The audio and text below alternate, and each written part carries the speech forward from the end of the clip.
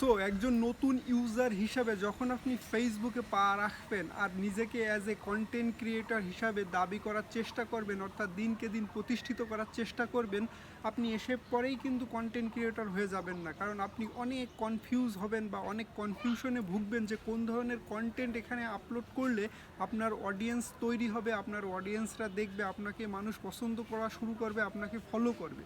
মূলত এই কনফিউশনের মধ্যেই আপনি প্রাথমিক স্টেজে কিন্তু একটা ধাক্কা খাবেন, আর এই ধাক্কা যদি আপনি সামলায়ে সামনের দিকে এগোতে পারেন 100% নিজেকে অ্যাজ এ কন্টেন্ট ক্রিয়েটর হিসাবে দাবি করতে পারবেন আর নিজেকে সফলতার শীর্ষে উঠাতে পারবেন। সো বন্ধুরা, আজকের ভিডিওটা অনেক বেশি ইন্টারেস্টিং আর অনেক বেশি ইনফরমেটিভ হতে চলেছে। আপনারা যারা নতুন ইউজার বিশেষ করে তারা এই ভিডিওটা প্রথম থেকে শেষ পর্যন্ত দেখবেন, তাহলে এখান থেকে অনেক কিছু শিখতে পারবেন। সো প্রথমে বলে রাখি যে বর্তমানে ফেসবুকে সকলেই এই কন্টেন্ট ক্রিয়েটর হিসাবে নিজের নাম লেখাতে চাচ্ছে, কারণ তারা জানে যে ফেসবুক বিশাল একটা অর্থ অ্যামাউন্ট দিচ্ছে এই কন্টেন্ট ক্রিয়েটরদের, অর্থাৎ যারা কন্টেন্ট ভালো ভালো তৈরি করতেছে, ফেসবুকে আপলোড করতেছে, নিয়মিত কাজ করতেছে, তারা কিন্তু এখান থেকে অনেক ভালো অর্থ ইনকাম করতেছে।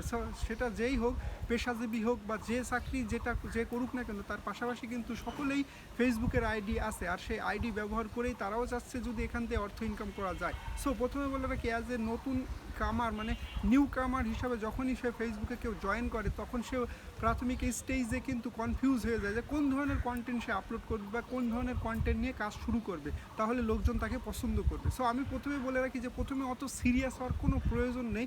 আপনি প্রথমে 1-2 মাস বা 3 মাস অন্তত আপনার নিজের যে জীবনের যে চিত্র আছে, অর্থাৎ আপনি যেই কার্যকলাপগুলো করতেছেন, কোথায় যাচ্ছেন, কী করতেছেন, কী খাচ্ছেন, কোথায় ঘুরতে যাচ্ছেন, এই সার্বিক বিষয়ের যে ফটো বা যে ভিডিও বা লং ভিডিও, শর্ট ভিডিও যা আছে, টোটালি এইগুলো আপনি আপলোড করতে থাকবেন। আপনি নিজের ব্যক্তিত্ব এখানে ফুটায় তুলতে থাকবেন, নিজেকে যে চেনাতে থাকবেন লোকজনকে যে আপনি সেই ব্যক্তি।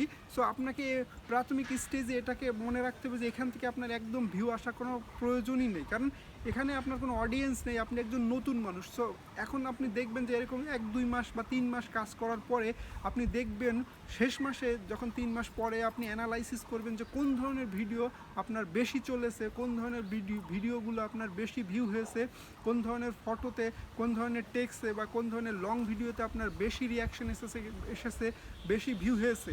মূলত ওই কন্টেন্টগুলো আপনি যাচাই বাছাই করবেন, আর ওই কন্টেন্টের উপর তো আপনি সিরিয়াসলি ফোকাস দেওয়া শুরু করবেন, কারণ ওই ধরনের কন্টেন্টই মানুষ বেশি পছন্দ করতেছে, এটা আপনি বুঝেই যাবেন। সো তখন কি করবেন, আপনি তখন ওই কন্টেন্টগুলো নিয়ে আপনি কাজ শুরু করবেন। আপনি আপনার নিজের যে একটা ইচ্ছাও থাকে, ইন্টারেস্ট থাকে, যদি আপনার ওই কাজের সাথে আপনার যায় যে আপনি ওই কাজটা পারবেন, বেশি স্বাচ্ছন্দ্য বোধ করেন, সেক্ষেত্রে আপনি ওই কাজগুলো নিয়েই অ্যানালাইসিস শুরু করবেন, আর ওই কাজগুলো আপনি আরও বেশি ফোকাস করবেন, আরও বেশি সুন্দর করে তুলবেন।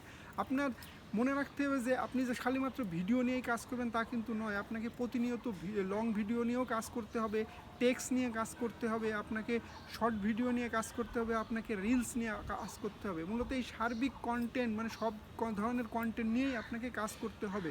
সো আমি বলবো যে প্রথম 1-2 মাস বা 3 মাস আপনি কোনো ধরনের রিল্যাক্সে কাজ করবেন, আপনার যা ইচ্ছা মন তাই আপনি করবেন। তখন শেষ মাসে যখন এসে অ্যানালাইসিস করে সিরিয়াসলি যখন আপনি বসবেন, তখন 100% শিওর যে আপনি একটা দিক নির্দেশনা ঠিকই পেয়ে যাবেন, আর আপনি বুঝবেন যে আপনার অডিয়েন্সও নতুন নতুন কিছু অডিয়েন্সও তৈরি হচ্ছে, তারা কোন ধরনের কন্টেন্ট পছন্দ করতেছে। সো প্রাথমিক স্টেজে আপনি হতাশ হবেন না, কাজ শুরু করবেন আর অন্যকে বেশি বেশি প্রচুর পরিমাণ সাপোর্ট করবেন, তাহলে দেখবেন যে আপনি আপনার মূল উদ্দেশ্যের দিকেই এগোচ্ছেন। সো আমি বলবো যে অন্যের কথায় কান দেওয়ার কোনো প্রয়োজন নেই। অন্যরা কি বললো, অন্যরা কি লিখলো, অন্যরা আপনাকে খুশা মারলো কি মারলো না, এই সব বিষয় নিয়ে যদি আপনি বেশি চিন্তা করেন, সেক্ষেত্রে আপনি কিন্তু হতাশ হয়ে যাবেন। সো হতাশা থেকে দূরে রেখে হতাশাকে দূরে রেখে আপনি নিজের মতো কাজ শুরু করবেন। আর আমি যেটা বললাম যে আপনি প্রাথমিক স্টেজে কোনো সিরিয়াসলি কাজ না নিয়ে হাসি খুশিতে কাজ নিয়ে তারপরে আপনি সিরিয়াস মুডে যাবেন, 100% এখান থেকে আপনি সফলতা অর্জন করবেন। সো বড় বড় কন্টেন্ট ক্রিয়েটররা কিন্তু সেই একই প্রসেসই অবলম্বন করেছে, তারাও কিন্তু একই দিনে বড় কন্টেন্ট ক্রিয়েটর হয়ে যায়নি, তারাও কিন্তু এরকম ধাক্কা খেয়ে বিফলতা পেয়ে বা হতাশ হয়েই কিন্তু এইভাবে বড় কষ্ট করে কিন্তু পরিশ্রম করে ধৈর্যের মাধ্যমে কিন্তু আজ এই পর্যন্ত পৌঁছাইছে। সো আপনাকেও ঠিক সেইভাবেই এগোতে হবে, আপনাকেও মানসিকতা তৈরি করতে হবে যে প্রচুর পরিমাণ ধৈর্য ধারণ করতে হবে, পরিশ্রম করতে হবে, অনেক কষ্ট করতে হবে, সেক্ষেত্রে কিন্তু আপনি সফলতা অর্জন করবেন। সো আজকের ভিডিওটা এই পর্যন্ত, ধন্যবাদ সবাইকে।